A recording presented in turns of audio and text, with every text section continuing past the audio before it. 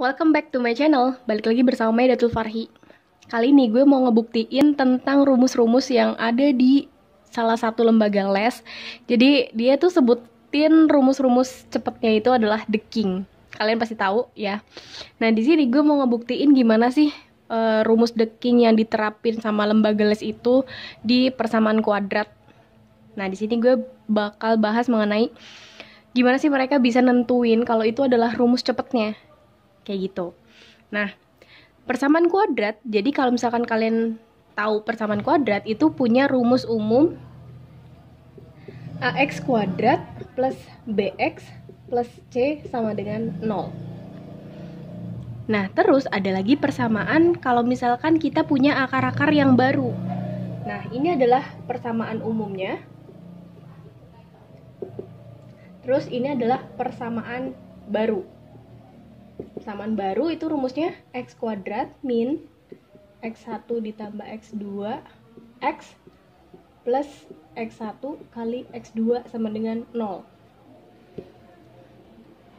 Nah, di sini misalkan kita punya persamaan ax kuadrat plus bx plus c sama dengan 0, di mana akar-akarnya itu adalah itu x1 dan x2. Nah, terus kita diminta mencari persamaan yang baru dengan akar-akar yang berbeda. Nah, di sini kita diminta mencari persamaan baru dengan akar-akarnya 1 per x1 dan 1 per x2. Nah, di sini kita akan membuktikan rumus dari the king. Bener nggak sih? Nih, kalau misalkan di the king-nya itu rumus cepatnya itu adalah cx kuadrat plus bx plus a sama dengan 0. Jadi, kalau misalkan kita nyari persamaan baru dengan akar-akarnya 1 per x1 dan 1 per x2, itu kita tinggal ubah aja posisi a dan c-nya. Jadi tukeran angka antara a sama c.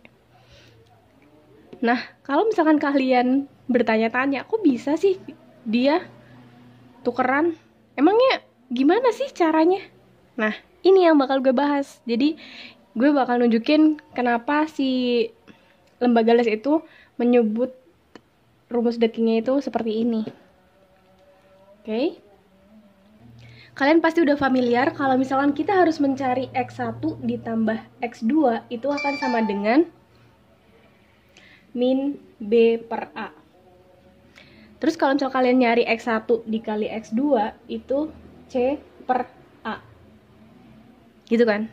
Nah, sebenarnya ini adalah rumus yang sering kita gunain untuk mencari persamaan-persamaan baru secara manual.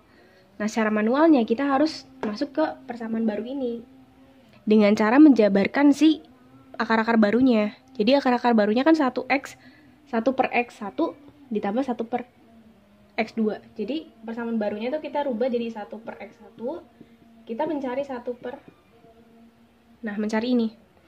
1 per x1 ditambah 1 per x2 itu berapa sih nilainya? Nah, kita samain dulu penyebutnya. Dia jadi x1, x2, ini x1 tambah x2. Kalian tinggal gabungin penyebutnya, terus kali silang. 2, 1, x1 plus x2. Nah, terus di persamaan umumnya kita kan udah dapat nih nilai-nilai yang sering banget kita cari. X1 tambah X2-nya berapa? X1 kali X2-nya berapa? Nah, X1 ditambah X2 itu adalah min B per A. Min B per A. Terus X1 dikali X2 adalah C per A. Karena sama-sama dibagi sama A, A-nya bisa kita coret. Berarti tinggal min B per C. Nah, setelah kita udah tahu penjumlahan dari akar-akar barunya, kita tinggal cari perkalian dari akar-akar barunya. 1 per x1 dikali 1 per x2. Ini berarti 1 per x1, x2. Nah, terus kita nyari di persamaan umumnya. Ternyata x1, x2 itu adalah c per a. Tapi di sini 1 per. Jadi 1 per c per a. A-nya kita bisa naikin ke atas, jadi a per c. Baru kita masukin ke persamaan barunya. Dimana rumusannya adalah ini X1 plus X2 ini adalah akar-akar barunya. Jadi di sini 1 per X1 ditambah 1 per X2. Ini 1 per X1 dikali 1 per X2. Sehingga bisa kita dapatkan X kuadrat min, nah X1 ditambah X2-nya yang persamaan barunya, berarti kan ini. Ternyata nilainya adalah min B per C. Min B per C, terus X ditambah X1 kali X2-nya. Ini kan, A per C. A per C sama dengan 0. Oke, nah karena masing-masing di sini ada pecahan per C, kita kali sama C. Kali C. Berarti ini CX kuadrat. Ini jadi plus. Ini habis C-nya jadi BX plus ini C-nya habis tinggal A sama dengan 0. Berarti rumus yang dipakai sama si lembaga itu ternyata benar. Begitu guys. Jadi kalian kalau misalkan ngelihat soal persamaan kuadrat terus udah tahu nih trik-trik dari lembaga itu, udah tahu rumus deckingnya, kalian nggak usah nyari-nyari kayak gini lagi kan, ini membuang waktu banget. Nah makanya kalian bisa percaya sama rumus decking itu asal kalian tahu cara penerapannya. Jadi kalau misalkan akar-akarnya 1 per X1 dan 1 per X2, kalian bisa pakai rumusan yang ini. Dan masih banyak lagi rumusan-rumusan yang lainnya.